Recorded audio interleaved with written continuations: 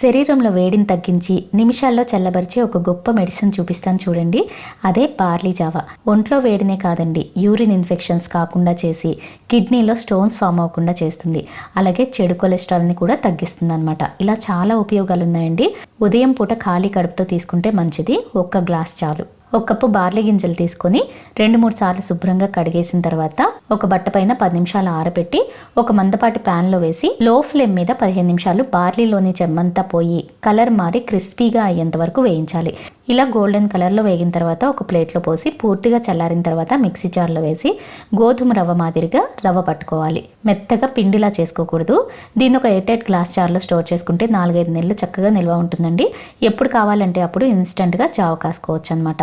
జావ ఎలా కాసుకోవాలంటే 2 టేబుల్ స్పూన్ల రవ్వని చిన్న బౌల్లో వేసి 1 కప్పు నీళ్లు పోసి కలిపి పక్కన ఉంచుకొని స్టవ్ మీద ఒక గిన్నె పెట్టుకొని ఇందులో 2 కప్పుల నీళ్లు కొంచెం ఉప్పు కూడా వేసి మరిగిన తర్వాత కలిపించుకున్న రవ్వ కూడా పోసి 10 నిమిషాలు లేదా రవ్వ సాఫ్ట్గా ఉడికేంత వరకు ఉడికించుకొని దించి పూర్తిగా చల్లారిన తర్వాత గ్లాస్లో పోసుకొని సర్వ్ చేసుకోవడమే. అసలైతే బార్లీ జావ ఇలానే తాగుతారండి. లేదా కొంచెం టేస్టీగా కావాలనుకుంటే కొంచెం పల్చటి మజ్జిగ కలుపుకునైనా తీసుకోవచ్చు.